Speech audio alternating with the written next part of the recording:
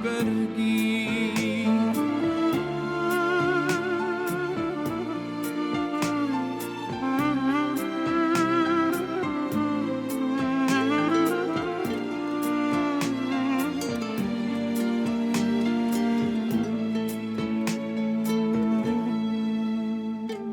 Rahmat melimpah, damainya ku rasakan.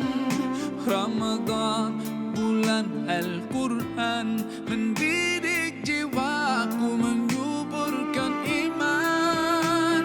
Ku harapkan terus bersamamu selamanya. Ramadan, Ramadan, Ramadan di hati. Ramadan, Ramadan, ku mohon usah pergi.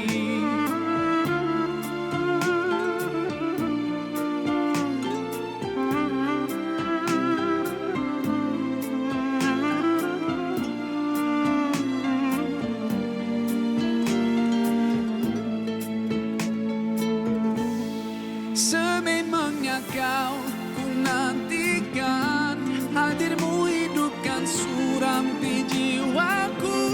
Dan ku berjanji akan ku teruskan semangatmu itu sepanjang hidupku. Oh Ramadan.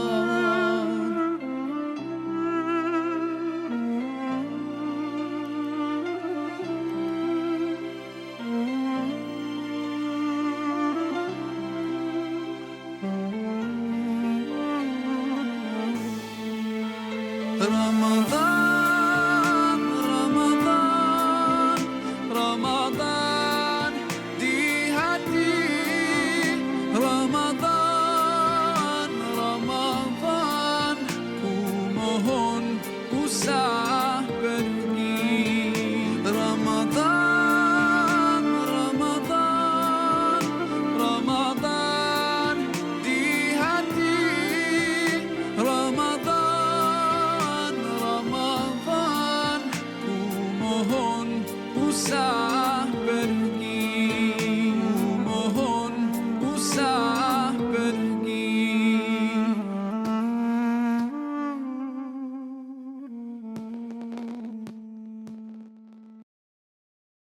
Cek.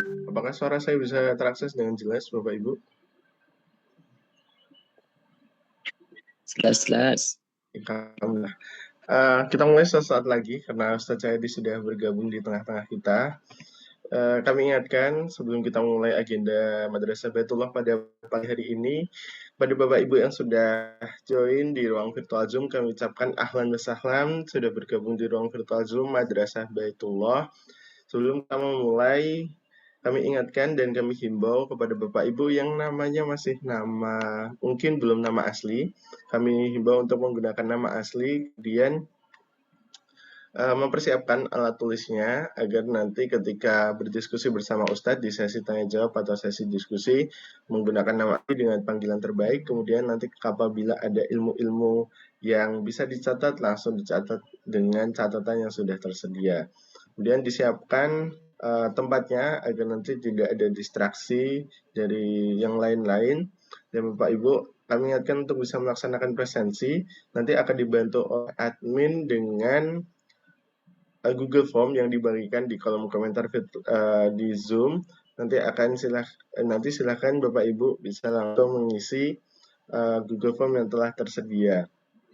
Lalu apabila Bapak Ibu belum bisa mengikuti agenda Madrasah Baitullah dengan sampai selesai, nanti tidak usah risau, tidak usah galau karena disampaikan rekaman video agenda Madrasah Baitullah pada pagi hari ini.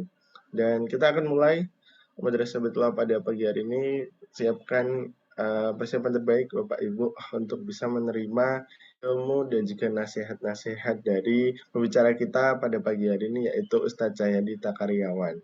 Mengenai apa? Obrolan kita pada pagi hari ini mengenai mengenai mendapatkan unta merah. Nah, bagaimana cara kita mendapatkan unta merah dengan umroh? Memangnya bisa. Nah, caranya gimana? Unta merahnya mungkin seperti apa? Apakah itu hanya bahasa kiasan atau mungkin menurut kita rezeki yang besar dan lain sebagainya? Langsung saja kita simak nanti penjelasan materi dari Ustadz Jayadi Takriawan. Sebelum itu izinkan saya selaku MC untuk bisa membuka agenda Madrasah Baitullah pada pagi hari ini. Bismillahirrahmanirrahim. Assalamualaikum warahmatullahi wabarakatuh. Yang kami hormati Ustaz Cahadita Karyawan selaku pembicara kita dan juga founder dan juga owner dari Wonderful Umroh, juga pembina di Madrasah Baitullah. Yang kami hormati segenap tim Madrasah Baitullah dan juga tim Wonderful Umroh yang dirahmati Allah dan juga yang berbahagia segenap jamaah Madrasah Baitullah yang insya Allah pada pagi hari ini menyiapkan bekal terbaik dan senantiasa dilancarkan semua urusan dan juga hajat-hajatnya. Kita mulai. Alhamdulillah, nahmaduhu wa nasta'inuhu wa nastaghfiruh wa na'udzubillahi min shururi anfusina wa min sayyiati a'malina. May yahdihillahu fala mudhillalah wa may yudhlil fala hadiyalah. Asyhadu an la ilaha illallah wahdahu la syarikalah wa asyhadu anna Muhammadan abduhu wa rasuluhu la nabiyya wa rasulah ba'da. Rabbi israh li sadri wa yassir amri wahlul 'uqdatam min lisani yafqahu qawli. Amma ba'du.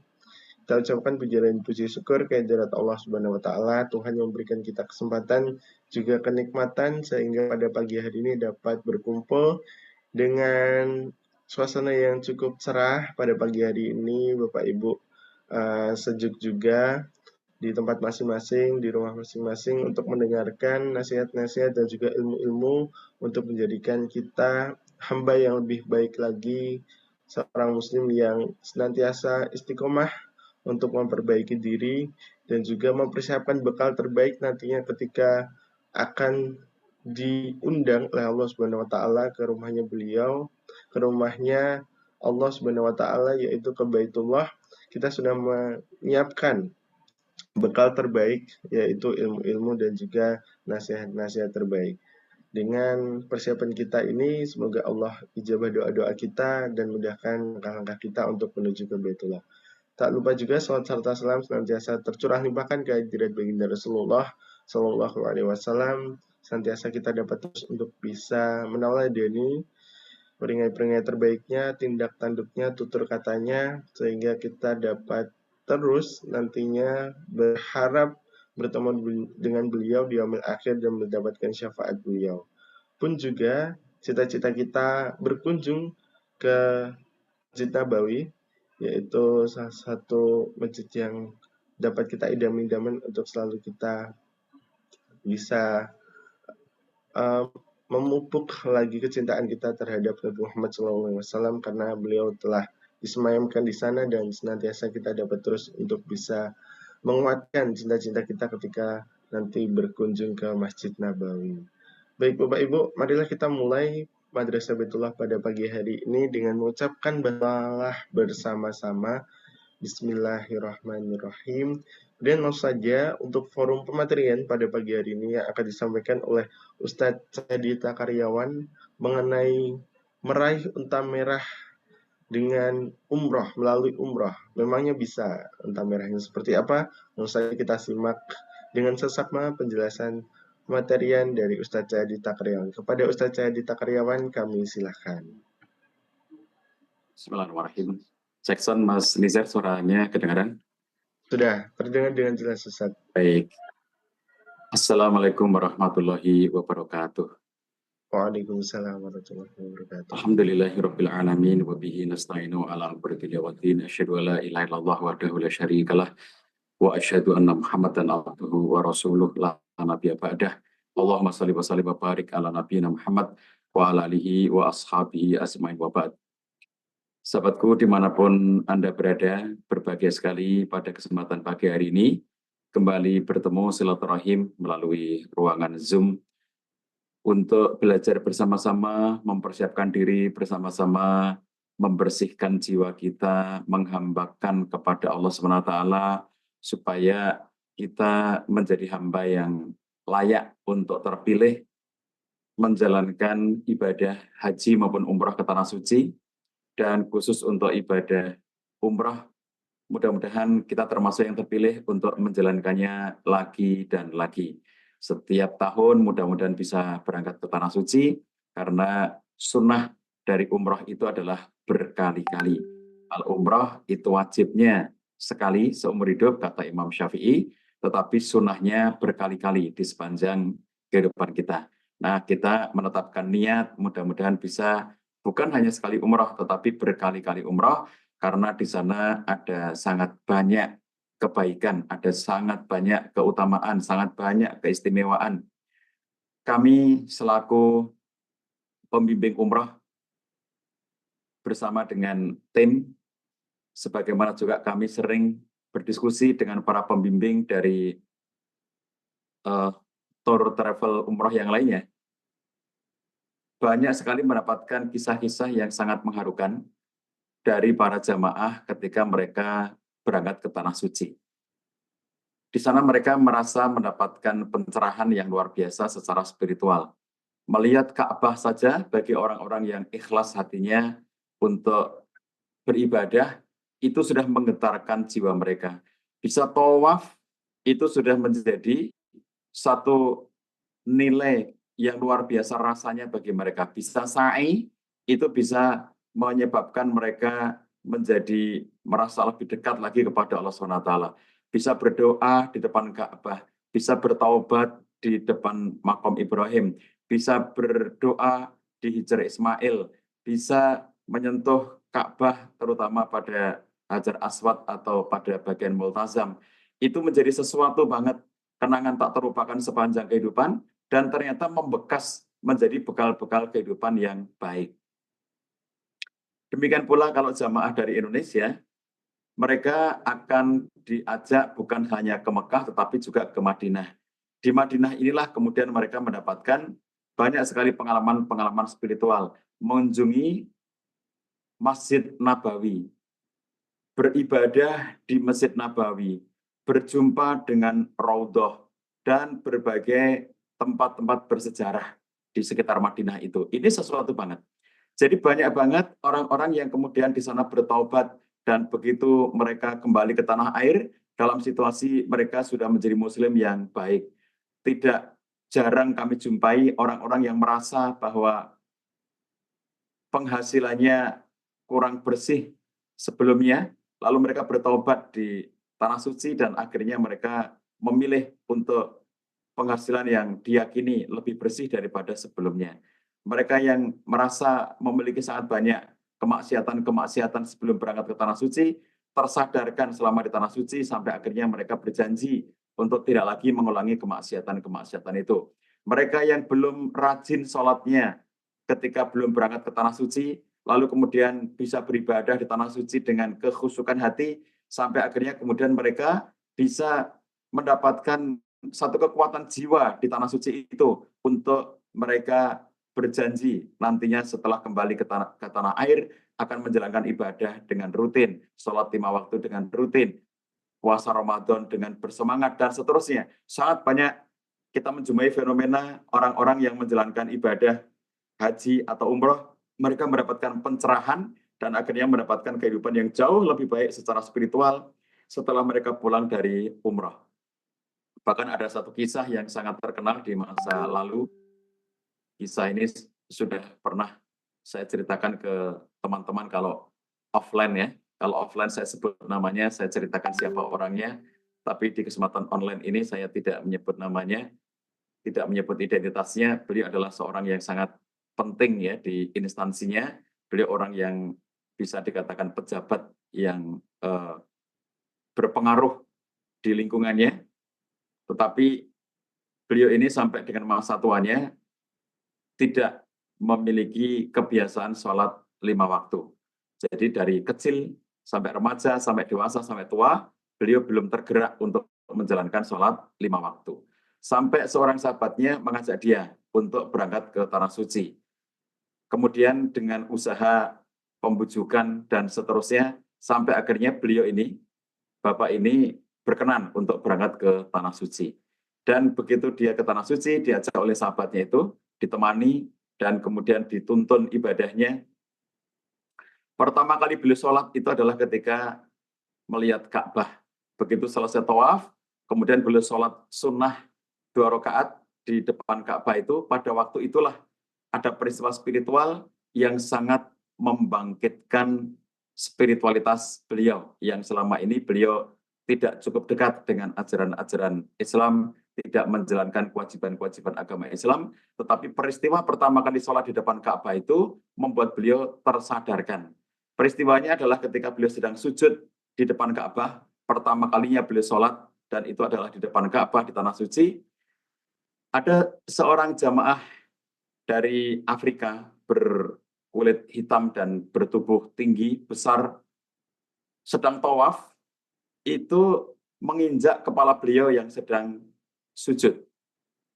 Jadi kepala pejabat penting ini, kepala seorang yang sangat dihormati di lingkungannya, di tempatnya itu, saat dia sedang sujud pertama kali di depan Ka'bah, dia diinjak kepalanya oleh seseorang. Orang ini kemudian, bapak ini menjadikan dirinya tersadar betapa sombongnya saya selama ini, tidak pernah mau sujud kepada Allah SWT. Dan ternyata di Tanah Suci dia diingatkan Allah dengan jalan diinjak kepalanya itu oleh seorang jamaah umrah dari Afrika dengan tubuhnya yang tinggi besar dan menginjak kepalanya. Itu ternyata menjadi pembangkit spiritualitas yang luar biasa. Sepulang dari Tanah Suci, beliau kemudian menjadi orang yang sangat rajin ibadahnya. Semua orang-orang di kantornya, di instansinya menjadi sangat takjub dengan bagaimana perubahan yang sangat drastis, yang semula tidak pernah sholat, sekarang menjadi sholat 5 waktu selalu ke masjid, dan kalau pulang dari masjid selalu paling akhir dibanding dengan jamaah-jamaah lainnya, karena beliau berdoa lama sekali setiap sholat 5 waktu itu.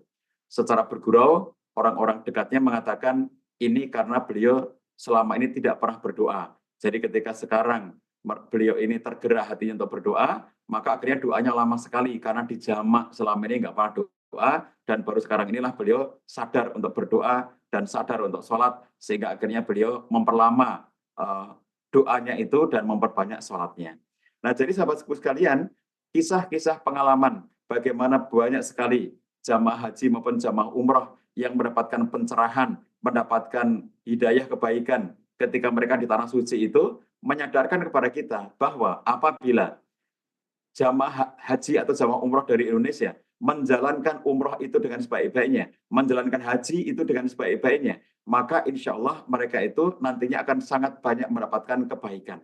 Sekarang pertanyaannya, teman-teman sekalian, jika ada seseorang yang sekarang ini berangkat umroh, jamaah umroh kami sejumlah 30 orang sedang berada di Tanah Suci saat ini, menjalankan ibadah umroh pada bulan September sekarang ini. Dan kalau kita tanyakan satu persatu kepada 30 orang itu, siapa yang mengajak mereka ke sana? Ini host kita, Mas Nizar Aziz. Beliau itu umroh bersama dengan saya.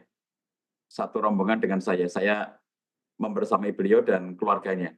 Sekarang pertanyaannya, Mas Nizar, pertama kali Mas Nizar itu berangkat umroh, itu siapa Mas Nizar yang mengajak?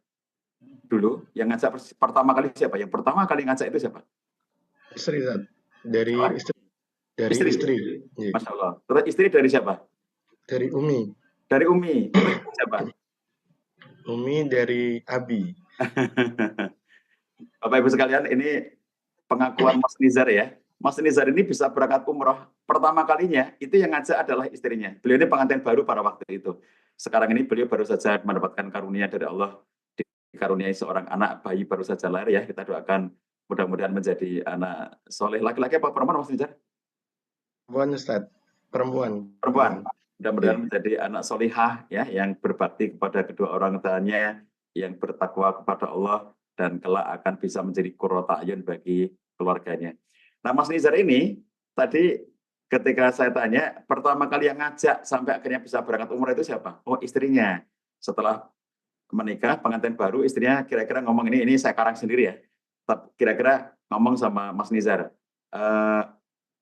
yuk kita berangkat umroh, yuk kita ada kesempatan nih eh, untuk berangkat umroh bareng gitu. Terus gimana biayanya? Ini saya karang sendiri ya Mas Nizar ya. Ini saya karang sendiri dialognya nih. Terus gimana biayanya dong? Aku belum punya uang gitu, kata Mas Nizar. Oh ini yang bilang Umi kok insya Allah akan dibiayai oleh Abi Umi gitu. Kamu yang ngomongin ini siapa? Umi yang nyuruh aku ngomong sama kamu gitu. Nah ternyata si Umi ini itu atas kesepakatan dengan suaminya. Jadi Abi dan Uminya mertuanya Mas Nizar ini, itu kemudian bersepakat, ayo kita ajak anak kita pengantin baru ini berdua untuk umroh bersama-sama. Akhirnya abinya, uminya, Mas Nizar sama istrinya Mas Nizar, ya itu sama adiknya lagi, itu kemudian berangkat bersama-sama ke Tanah Suci. Nah sekarang Mas Nizar yang ini kita mengandai-andai ya Mas Nizar ya, ini kita mengandai-andai. Seandainya, maaf ya, seandainya Mas Nizar itu nikahnya tidak dengan istrinya ini, belum tentu beliau sudah berangkat ke Tanah Suci, gitu ya. Mengandainya Mas Nizar ya, ini sudah terjadi. Ya Tapi betul, betul. siapa namanya istrinya Mas? Nuha. Maaf, lupa. Tandanya Mas Nizar itu istrinya bukan Mbak Nuha, belum tentu ya itu sudah bisa berangkat ke Tanah Suci, gitu loh ya. Dan seandainya Mbak Nuha itu bukan putra putri dari Pak Hartoyo, itu juga belum tentu sudah bisa berangkat ke Tanah Suci, gitu loh ya. Jadi ini kan tidak ada yang kebetulan ya, dan tidak ada yang kebetulan. Semuanya itu sudah dirancang oleh Allah SWT. Tapi begini, dalam umrohnya Mas Nizar itu terdapat sekian banyak orang yang menyebabkan Mas Nizar itu mendapatkan banyak kebaikan selama di Tanah Suci. Mas Nizar bisa tawaf, Mas Nizar bisa sa'i, Mas Nizar bisa tahalul, Mas Nizar bisa melaksanakan ibadah di Raudhah, bisa melaksanakan ibadah di Masjidil Haram, bisa melaksanakan ibadah di depan Makom Ibrahim, bisa beribadah dengan berdekatan atau menyentuh Hajar Aswad, Multazam, dan seterusnya. Bisa beribadah di Masjidil Haram yang pahalanya 100.000 kali lipat dibandingkan dengan masjid yang lainnya. Dan seterusnya, semua peristiwa-peristiwa kebaikan, peristiwa-peristiwa ibadah yang dilaksanakan oleh Mas Nizar, sampainya dia bisa menyentuh Ka'bah, sampainya dia bisa berdoa di depan Ka'bah, sampainya dia bisa sholat di depan Ka'bah, sampainya bisa menjalankan tawaf 7 kali dengan sempurna, sampainya dia bisa menjalankan sa'i, sofa, marwah 7 kali dengan sempurna, sampainya dia bisa menjalankan seluruh prosesi ibadah umroh itu dengan baik. Itu dia tidak sendirian. Mas Nizar mendapat pahala dari semua yang dikerjakannya itu. Tapi ada orang-orang lain yang bisa menyebabkan Mas Nizar itu mendapatkan hidayah kebaikan berupa kenikmatan menjalankan ibadah umroh di Tanah Suci itu. Siapa mereka? Nomor 1 istrinya, nomor 2 uminya, nomor 3 abinya. Mereka semuanya inilah yang lantaran mereka Mas Nizar itu mendapatkan kebaikan, mendapatkan hidayah kebaikan, bisa melaksanakan ibadah yang sangat istimewa, yaitu ibadah di Tanah Suci. Nah inilah teman-teman sekalian yang menjadi tema kita pada kesempatan kali ini. Saya mengingatkan sahabat sekalian untuk kita mengingat kembali hadis ini ya, saya share screen. Sudah kelihatan Mas Nizar share screen saya? Sama Ustaz. Oke. Sama terlihat jelas. Oke. Jadi teman-teman sekalian, tema kita tentang unta merah. Emang apa itu unta merah itu ya? Mari kita lihat penjelasan kenapa unta merah. Nabi SAW telah bersabda, "Fawallahi li ayyahdiyallahu bika li ayyahdiya bika rajulan wahidan khairun laka min humurin na'am." Demi Allah, sesungguhnya satu orang saja, rajulan wahidan itu satu orang saja. Jadi hitungan yang pasti, rajulan wahidan, satu orang saja. Seandainya ada satu orang saja yang diberikan petunjuk hidayah kebaikan oleh Allah SWT melalui perantaraan kamu, maka itu lebih baik daripada onta merah. Khairun laka min humurin na'am. Lebih baik bagimu daripada onta merah. Sekarang pertanyaannya, onta merah itu apa? Dan kenapa dijadikan sebagai simbol di dalam hadis ini? Mari kita simak penjelasan para ulama. dalam kitab Aunul Ma'bud, ini dikarang oleh Syekh Abu Thayyib. Di dalam kitab Aunul Ma'bud dijelaskan bahwa onta merah adalah semulia-mulianya harta menurut mereka, para sahabat pada waktu itu. Jadi seandainya sahabat Nabi itu salah satu dari mereka punya onta merah, maka itu sudah dianggap sebagai harta termulia, harta paling istimewa, harta paling mahal yang ada pada waktu itu. Jadi pada waktu itu untuk penyebutan satu benda tunggal, ya teman-teman sekalian, satu benda tunggal yang harganya paling mahal itu apa? Nah, penyebutan satu benda tunggal yang harganya paling mahal pada waktu itu yang gampang disebut dan memang itulah bendanya adalah humurun ni'am, humurun na'am, yaitu unta merah. Nah, jadi sahabat sekalian, di zaman sekarang kata gantinya banyak ya, dan saya tidak bisa menyebut karena kalau ditanyakan kepada saya, Pak Cah, apa satuan benda tunggal yang apabila itu disebut namanya, maka dia menjadi benda paling mahal saat ini. Saya nggak bisa nyebut. Kenapa? Karena pengetahuan saya terbatas.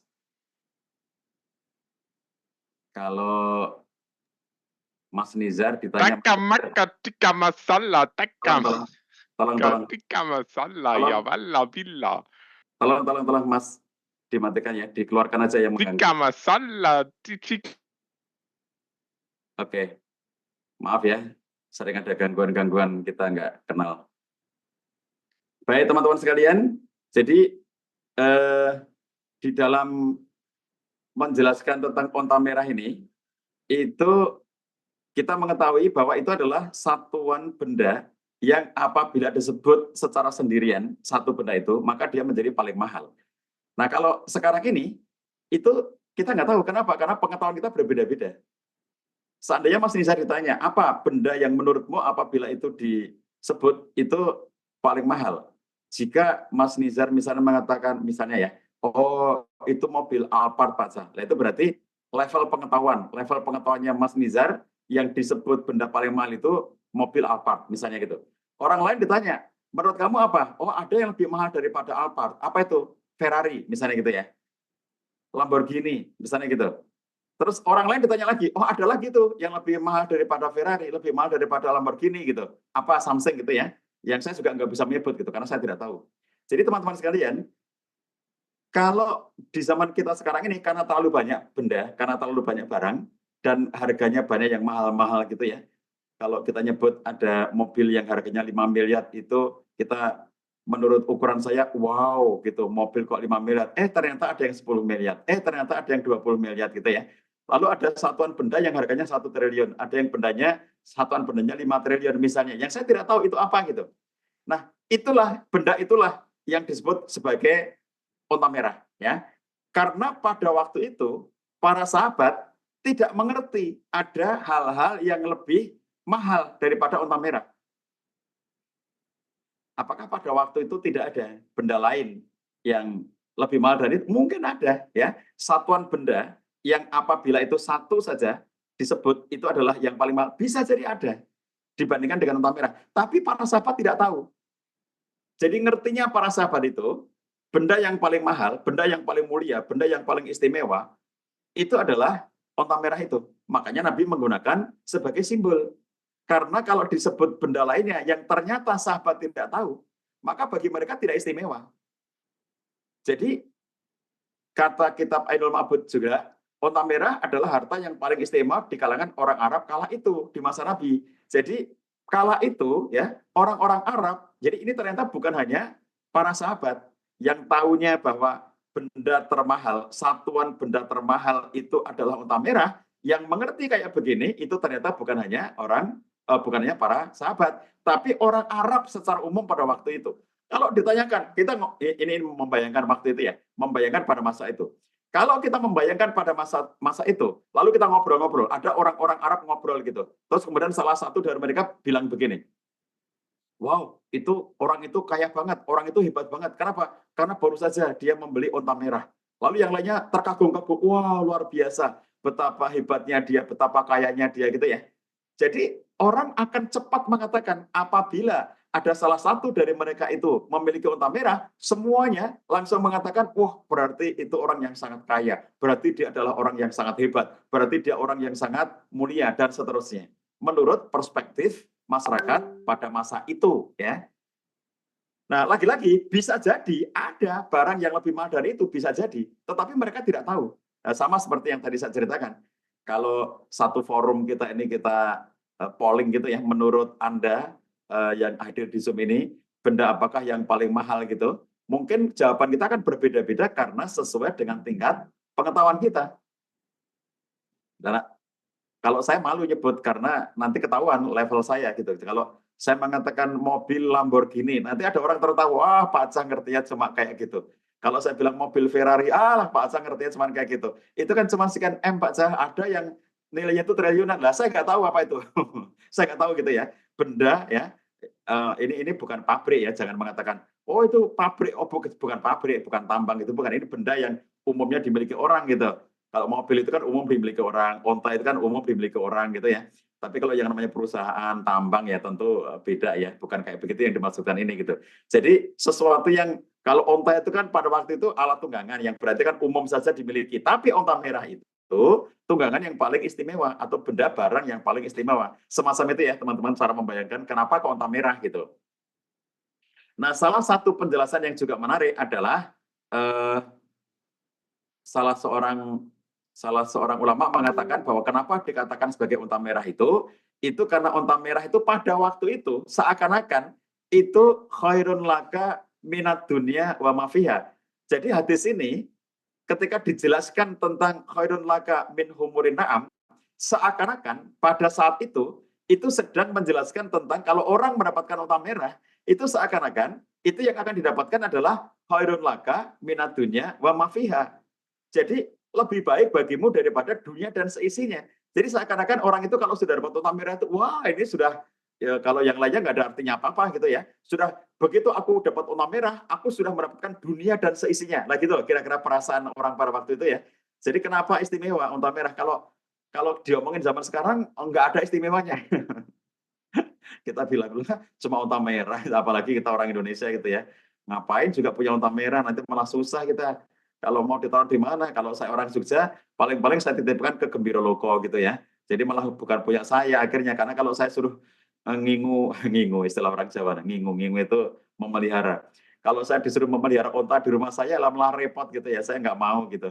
Jadi kalau kita bayangin onta merah itu dengan bayangan kita hari ini, maka itu tidak seakan-akan tidak ada istimewanya. Ya daripada saya dikasih unta merah, mending saya dikasih mobil apa ya, Mas Nizar? Avanza.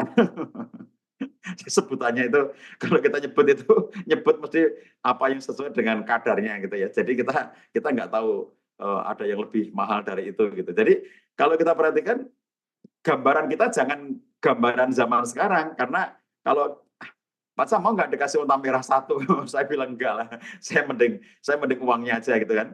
Nah kalau orang waktu itu mau nggak kamu dikasih unta merah? Oh, pasti mau, karena itu benda yang sangat mahal gitu ya. Begitu cara membayangkannya. Sehingga kita menjadi tahu bahwa kenapa disebut unta merah, karena unta merah adalah harta yang paling mahal. Nah kita simak lagi penjelasan dari Imam An-Nawawi dalam Syarah Muslim. Dari kata Imam Nawawi, yang dimaksud dalam hadis tersebut humurin na'am, yang disebut dalam hadis tersebut adalah unta merah. Unta tersebut adalah harta teristimewa di kalangan orang Arab pada waktu itu. Ya, lagi-lagi ya, di kalangan orang Arab pada waktu itu. Karena kalau di waktu sekarang juga enggak gitu. Jadi apakah unta merah di Arab sekarang itu menjadi barang paling istimewa? Enggak juga. Apalagi kita orang Indonesia. Jadi orang-orang Arab juga sudah punya barang-barang yang satuannya itu mahal. Unta merah itu mungkin semahal-mahalnya itu sekarang itu 1 miliar gitu. Sementara ada banyak mobil, banyak rumah yang nilainya sampai dengan 10 M. Berarti kalau begitu satuan unta merah itu bukan menjadi satuan yang paling mahal saat ini, tapi menjadi mahal saat itu. Nah, lagi-lagi ya, harus dikontekskan saat itu gitu. Dengan berdasarkan pengetahuan masyarakat umumnya pada waktu itu. Di sini, kata Imam Nawawi, Nabi SAW menjadikan unta merah sebagai permisalan untuk mengungkapkan berharganya atau mulianya atau mahalnya suatu perbuatan. Dan memang tidak ada harta yang lebih istimewa pada waktu itu daripada onta merah, ya. Sebatas pengetahuan yang ada pada waktu itu, tidak ada lagi harta yang lebih hebat, lebih mahal, lebih mulia daripada onta merah. Nah, kebayangkan kita semuanya betapa kalau Nabi mengatakan ini onta merah itu wow gitu loh ya, wow gitu. Pokoknya kita sudah akan sangat tercengang dan akan sangat terlongong-longong gitu kalau ada orang itu punya onta merah. Kata Imam An-Nawawi, sebagaimana dijelaskan bahwa permisalan suatu perkara akhirat dengan keuntungan dunia hanyalah untuk mendekatkan pemahaman. Artinya apa? Sebetulnya yang Allah berikan itu jauh lebih baik daripada itu. Karena akhirat itu nggak bisa ditakar dengan dunia. Karena akhirat itu nggak bisa dimisalkan dengan dunia. Karena akhirat itu tidak bisa dibayangkan dengan benda-benda di dunia, nggak bisa. Cuma kalau penyebutan-penyebutan yang bisa dibayangkan oleh manusia, itu akan memudahkan pemahaman. Ya, wow gitu ya. Jadi kalau misalnya disebutkan dengan suatu, lah nggak tahu itu apa ya. Ya kalau disebutkan sesuatu gitu ya, nah, kita nggak tahu itu apa gitu. Itu kan jadi kayak nggak ada motivasinya gitu. Tapi begitu dibayangkan dengan sesuatu ya, yang itu ternyata ada motivasinya gitu, maka kemudian itu akan lebih mudah untuk memotivasi kaum muslimin pada waktu itu untuk melakukan banyak kebaikan. Nah, kata Imam An-Nawawi, tentu saja balasan di akhirat itu lebih besar daripada kenikmatan dunia yang ada. Demikianlah maksud dari setiap gambaran yang biasa disebut di dalam hadis. Nah, kalau dalam hadis ini gambarannya dengan onta merah, tentu saja nanti di surga, di akhirat, itu enggak sekedar onta merah yang kita pahami di dunia ini, gitu ya, tetapi sesuatu ganjaran yang jauh mulia, jauh lebih hebat, yang tidak pernah bisa dibayangkan oleh pikiran manusia yang hidup di dunia ini. Kemudian Imam Nawawi juga menjelaskan bahwa dalam hadis ini terdapat pelajaran tentang keutamaan ilmu. Nomor 1, saya ingin garis bawahi ungkapannya Imam Nawawi ini. Keutamaan ilmu, apa itu? Ilmulah yang menyebabkan seseorang bisa mengetahui keutamaan haji dan umroh. Ini kita ngomongin haji umroh. Sekarang gini, kembali ke contoh Mas Nizar. Mas Nizar berangkat umroh karena diajak istrinya.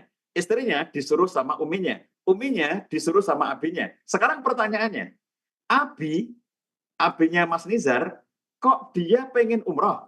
Kok dia mengerti bahwa umroh itu baik? Kok dia mengerti bahwa umroh itu penuh keutamaan? Itu kan berarti ilmu. Pertanyaannya, siapa yang ngasih ilmu kepada Abi, kepada Pak Hartoyo? Nah, beliaulah yang ikut mendapatkan onta merah itu. Onta merah itu didapatkan oleh banyak orang ya dalam rangkaian Mas Nizar berangkat umrah itu. Onta merah itu didapatkan dari serangkaian banyak orang. Seorang kiai misalnya atau seorang ustadz menyampaikan kepada Pak Hartoyo keutamaan ibadah ke tanah suci bla bla bla bla bla. Pada waktu itu Pak Hartoyo belum tergerak, belum tertarik. Misalnya ya, ini juga cerita ngarang ini. Terus kemudian ada lagi membaca buku karya seorang ulama besar tentang keutamaan umroh. Nah, Pak Hartoyo sudah mulai, oh ternyata luar biasa ya. Jadi menambah, kemarin sudah dapat keterangan dari seorang ustadz atau seorang kiai, sekarang baca buku dan ternyata itu membuat dirinya menjadi lebih paham dan akhirnya lebih tertarik untuk berangkat. Sudah mulai ada greget, kerentek kalau dalam bahasa Jawanya itu ya. Ada kerentek, ada keinginan untuk berangkat ke tanah suci. Lalu setelah itu ngobrol dengan teman misalnya gitu. Teman ini cerita, wah aku kemarin berangkat ke tanah suci, Masya Allah, rasanya itu kalau ke tanah suci itu nggak mau pulang deh. Di sana itu nyaman saja, isinya enak, menyenangkan, luar biasa. Coba rangkaian orang-orang ini tadi, ada yang pernah ngasih ilmunya lewat majelis taklim, ada orang yang ngasih ilmunya lewat tulisan, lewat buku dan dibaca oleh Pak Hartoyo, ada orang menceritakan pengalamannya, dia pernah ke tanah suci. Nah, semua rangkaian itu, ceramahnya Ustadz, bacaan dari kitab atau dari buku-buku atau dari tulisan-tulisan, cerita teman-teman yang pernah ke sana, akhirnya terakumulasi dalam pribadi Pak Hartoyo. Nek ngono aku kudu mangkat. Kalau begitu aku harus berangkat. Aku sudah tahu ilmunya, aku sudah tahu keutamaannya, aku sudah baca ayatnya, baca hadis-hadisnya, baca keterangan para ulama, lalu kemudian dapat cerita langsung dari orang yang pernah berangkat ke sana. Wah, bismillah, pokoknya harus berangkat. Nah, berangkatlah beliau. Dalam berangkatnya Pak Hartoyo ini, terdapat sekian banyak orang yang mendapatkan pahala setara onta merah tadi itu. Jadi ustadznya ini nggak tahu bahwa dampak dari ceramahnya itu ada orang berangkat umroh, nggak tahu dia. Kenapa? Jamaahnya banyak. Waktu dia ngisi pengajian itu yang datang 200 orang di masjid itu. Satu masjid penuh, 200 orang. Nah, siapa dari 200 orang itu yang berangkat umroh itu nggak lapor sama ustadznya itu. Ustadznya hanya ngisi pengajian. Dan ketika jamaah umroh ini, ketika ada di antara mereka, Masya Allah, Pak Ustadz sudah memberitahu kepadaku dan aku pengen berangkat umroh. Lalu dia umroh itu nggak cerita sama ustadznya itu, karena ustadznya hanya sekali ngisi di masjidnya itu, karena yang ngisi di masjidnya ganti-ganti gitu ya. Sehingga ketika ustadz yang ngisi tentang umroh itu menyentuh hatinya, lalu dia pengen berangkat, dia nggak cerita sama ustadz itu. Jadi bahkan ustadz ini nggak tahu bahwa dampak dari ajakannya itu telah menyebabkan ada sekian orang yang tergerak hatinya dan berangkat umroh. Demikian pula penulis buku, pengarang kitab-kitab klasik, kitab-kitab Turat, ulama-ulama terdahulu, lalu penulis buku-buku zaman sekarang, ya. Saya baca satu buku berbahasa Indonesia terbitan Pesantren Lirboyo yang berisi tentang sekian banyak fikih kehidupan gitu ya, yang bukunya sangat tebal itu. Lalu kemudian saya merasa tercerahkan oleh buku itu sehingga akhirnya berangkat umroh, misalnya gitu ya. Nah, penulis buku ini ya, itu kemudian mendapatkan pahala onta merah tadi karena menggerakkan saya. Lantaran tulisanmu, ada orang yang berangkat umroh. Lantaran tulisanmu, ada orang yang akhirnya bertaubat di tanah suci. Lantaran tulisanmu, akhirnya ada orang yang menangis-nangis dan mendekatkan diri kepada Allah di Ka'bah dan seterusnya. Nah, jadi ada penulis buku yang orang yang nulis ini juga nggak tahu bahwa dari bukunya itu ternyata sekian banyak orang tergerak hatinya berangkat ke tanah suci, gitu ya. Kemudian juga teman tadi yang dia hanya cerita pulang dari umroh, ketemu di kantor misalnya gitu ya, ketemu di kantor, lalu kemudian dia cerita, Masya Allah, saya di tanah suci itu, Masya Allah banget deh, saya belum pernah merasakan pengalaman spiritual kayak begitu. Kalian semuanya pokoknya harus berangkat deh, jangan tunda-tunda lagi, kalian semuanya harus berangkat, pokoknya indah banget di tanah suci itu. Misalnya gitu, kata teman-temannya itu ya, Pak Hartoyo ini makin mantap, sudah dapat ceramah dari kiai atau dari ustadz, kemudian baca kitab, baca buku, baca tulisan, kemudian dapat cerita langsung dari teman-temannya itu, wah bismillah gitu. Coba bayangkan, membuat dirinya itu mendapatkan hidayah kebaikan dari Allah SWT, salah satunya dari apa? Dari ilmu. Ini kata Imam An-Nawawi, keutamaan ilmu.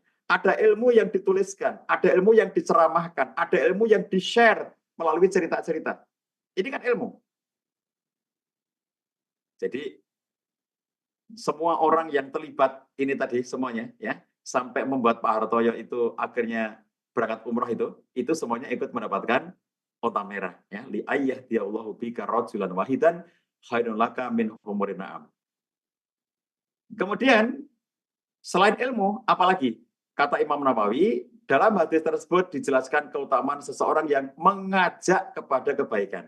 Nomor satu tadi keutamaan ilmu. Jadi ilmunya para ulama, ilmu yang diajarkan oleh para kiai, para ustadz, ilmu yang ditulis oleh sekian banyak ahli ilmu, dan akhirnya menginspirasi orang-orang yang mendapatkan ilmu itu.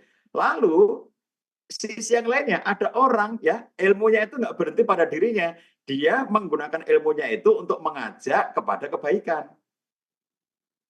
Jadi setiap Sabtu pagi, Mas Nizar dan teman-teman tim Wonderful Umroh membuat Madrasah Baitullah ini, mengajak, ayo Bapak Ibu kita ke Baitullah, mendekatkan diri kepada Allah di sana, berdoa di sana, bertaubat, istighfar di sana, dan seterusnya. Luar biasa keutamaan tanah suci ya, dengan menghadirkan sekian banyak ustadz setiap Sabtu pagi itu.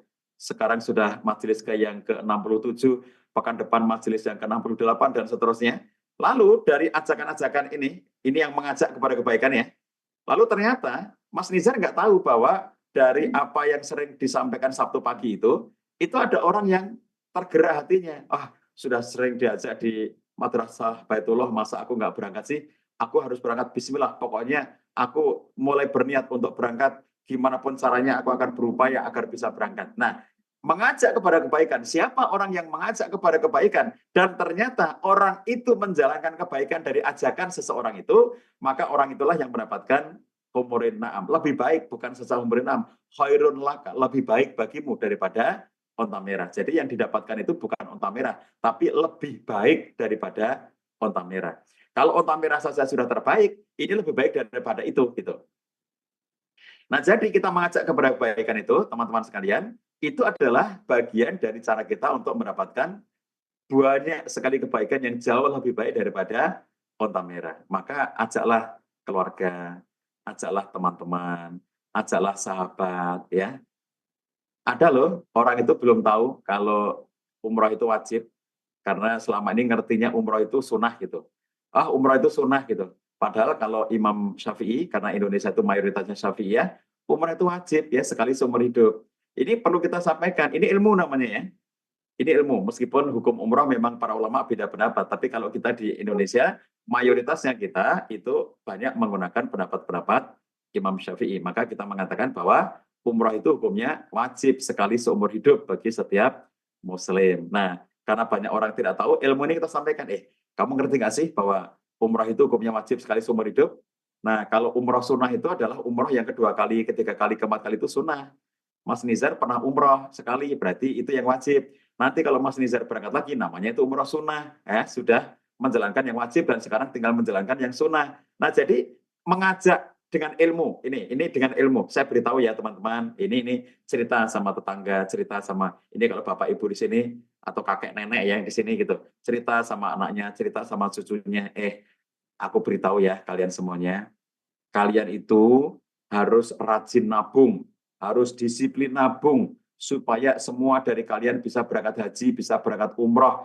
Karena haji itu wajib sekali seumur hidup, umroh juga wajib sekali seumur hidup. Jadi ini yang harus kalian lakukan. Jangan nabung hanya untuk beli rumah, jangan nabung hanya untuk beli mobil, jangan nabung hanya untuk beli motor, jangan nabung hanya untuk jalan-jalan ke luar negeri yang ternyata padahal kamu sudah berkali-kali keluar negeri tapi belum pernah ke Mekah, belum pernah ke Madinah. Kamu harus memprioritaskan sama-sama keluar negeri, kamu harus memprioritaskan ke tanah suci, bukan ke tanah-tanah yang lainnya, harus ke tanah suci dulu gitu. Ini satu hal yang ilmu yang disampaikan. Kemudian mengajak kepada kebaikan, ayo ya kita sekeluarga ini mudah-mudahan bisa berangkat bareng.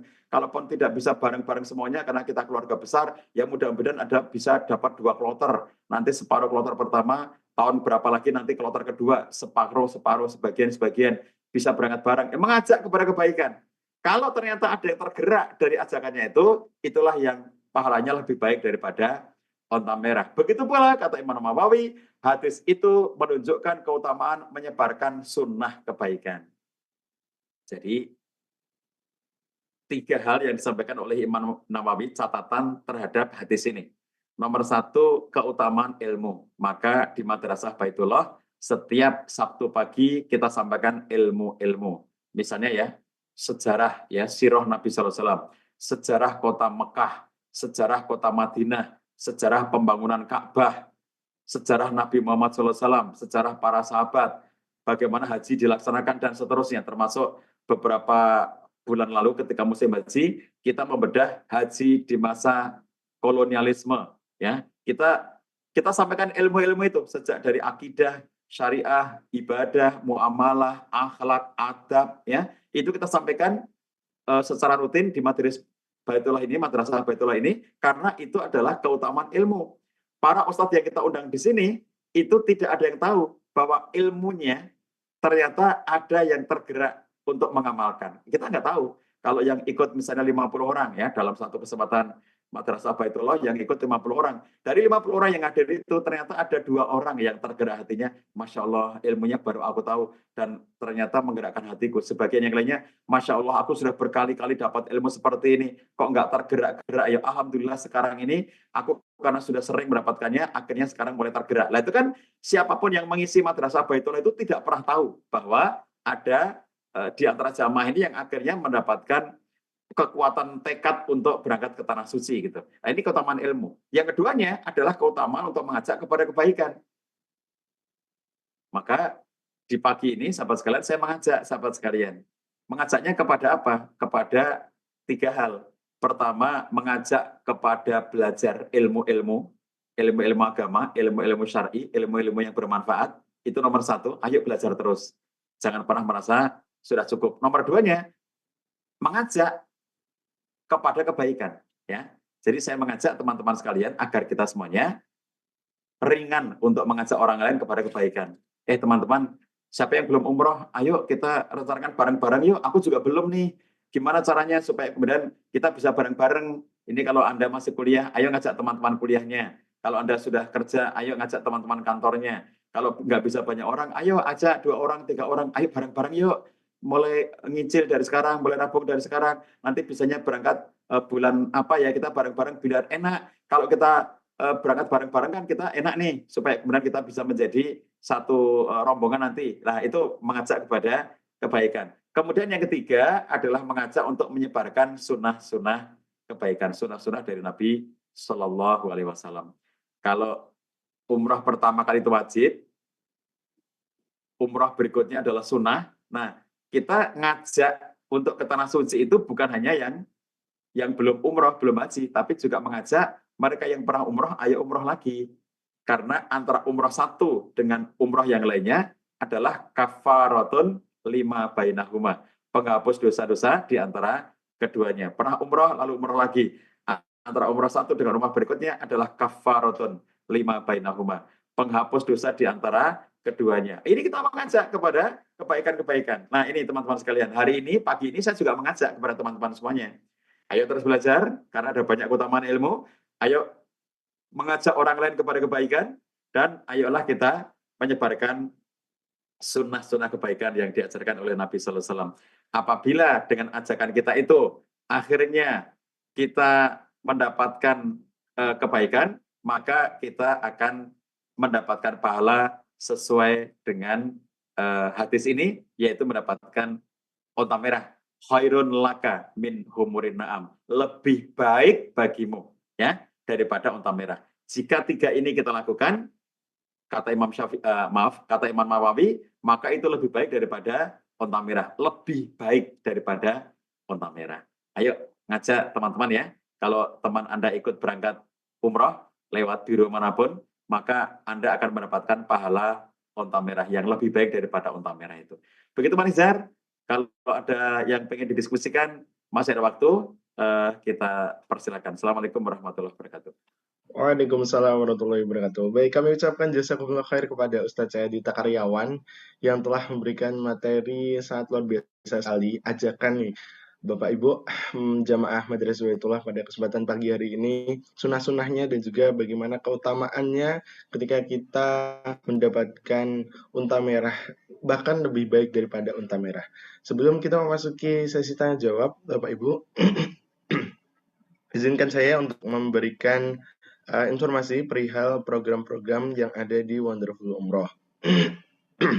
Yang pertama, dari Wonderful Umroh menyediakan program umroh yang bisa dimulai dengan paket hemat yaitu sekitar 25 jutaan. Mulainya berangkat di bulan Oktober tahun ini sampai di bulan Desember. Kemudian masih ada program umroh 6 program umroh 6 orang, free 1 orang yang cocok untuk trip sekeluarga. Bagi keluarga kecil, Bapak Ibu yang menginginkan untuk trip sekeluarga langsung, dulu saya juga pernah merasakan bersama dengan keluarga saya, yang Bapak Ibu yang ingin untuk merasakan umroh keluarga, ada nih paketan umroh 6 orang, free 1 orang, yang cocok untuk keluarga. Spesial juga umroh bersama dengan Pak Cah di bulan Syawal tahun depan 2025. Kemudian ada juga program haji, yaitu program haji khusus, daftarnya sekarang berangkatnya 6 sampai 7 8 berangkatnya 6, 7 sampai 8 tahun lagi. Kemudian ada juga spesial haji furoda, daftar sekarang berangkatnya tahun depan. Insya Allah tahun depan bersama dengan Ustadz Jayadi Takaryawan. Kemudian di Wonderful Umroh juga menyediakan badal haji dan umroh, menyediakan juga dana talangan prosiadi dan umroh dengan program umroh dulu bayarnya kemudian.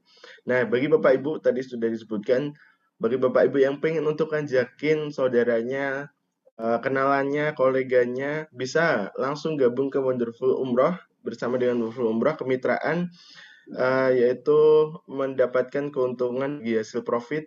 Ada juga pembinaan, marketing tools gratis, serta ada kesempatan untuk bisa berangkat umroh dan juga haji gratis. Nah, mari wujudkan ke Baitullah dengan salah satunya bergabung dengan Wonderful Umroh. Karena ketika bergabung dengan umroh, Bapak Ibu juga dimudahkan. Tadi ada beberapa fasilitas yang disediakan ketika sudah nanti mengajak orang lain, dapat pahalanya juga, dapat unta merah, bahkan lebih baik lagi. Karena ketika memasuki Wonderful Umroh, nanti Bapak Ibu dapat semua bisa ke Tanah Suci, begitu ya, dari tagline-nya Wonderful Umroh. Nah, ini langsung saja hubungi nomor admin yang ada di layar kaca Bapak Ibu, dan program-programnya detailnya juga sudah ada. Bagi yang penasaran lebih detail lagi informasinya, langsung saja juga menghubungi nomor admin. Nah, itu tadi adalah penyampaian program-program dari Wonderful Umroh. Kita lanjutkan untuk penyampaian diskusi. Bagi Bapak Ibu yang ingin menanyakan, di kolom komentar sudah bisa dituliskan atau langsung raise hand, nanti saya akan tunjuk, bisa open mic berdiskusi dengan Ustadz Jayadi Takaryawan. Monggo silakan Bapak Ibu, ada yang ingin bertanya? Langsung saja. Mungkin masih mengetik ini ya.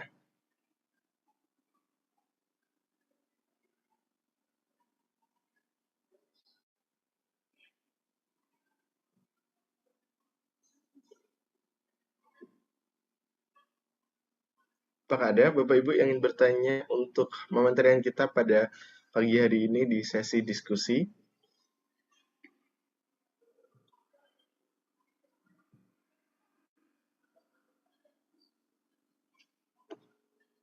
Oke, cukup Mas Nizar. Sepertinya belum ada Ustadz. Mungkin Ya, bisa ditutup atau di closing statement dari Ustadz Jayadi.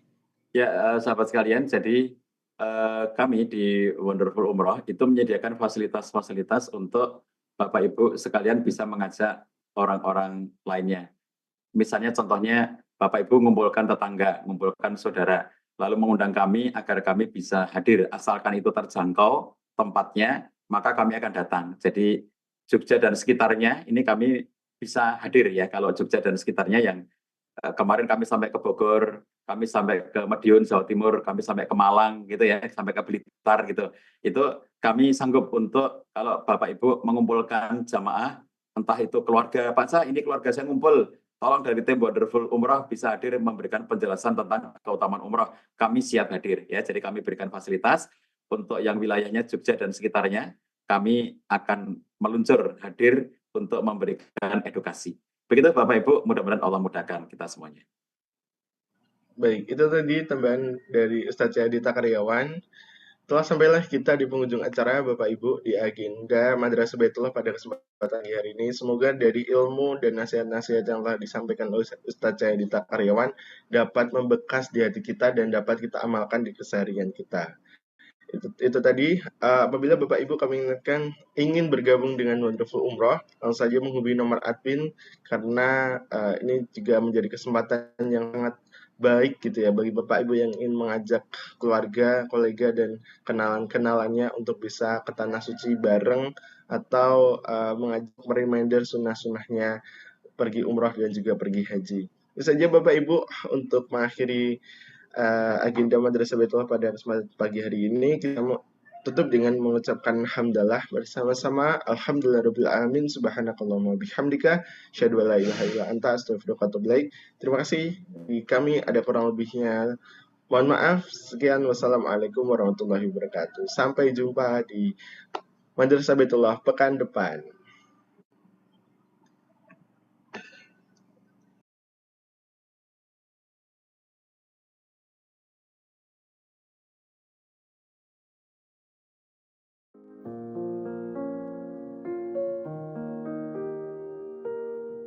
الهجرة رحلة هادينا حمل الإسلام لنا دينا الهجرة رحلة هادينا حمل الإسلام لنا دينا فسلام الله على الهادي والكون يردد آمينا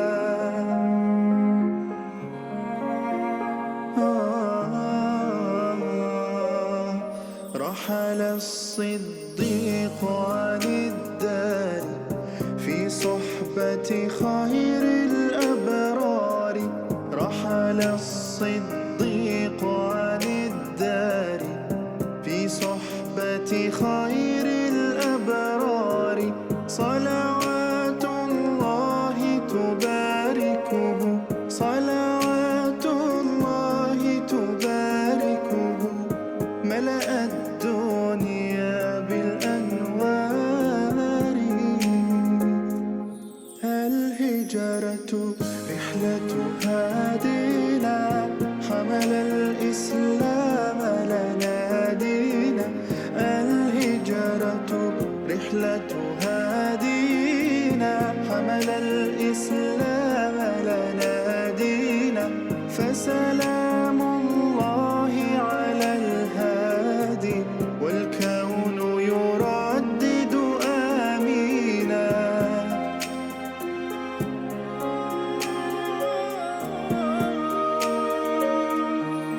الله تكفل يحميه وعلي أصبح يفديه الله تكفل يحميه وعلي أصبح يفديه وبسر القوم الأشرار وبسر القوم الأشرار بنت الصديق توافيه بنت الصديق توافيه الهجرة رحلة هادينا حمل الإسلام لنا دينا الهجرة رحلة هادينا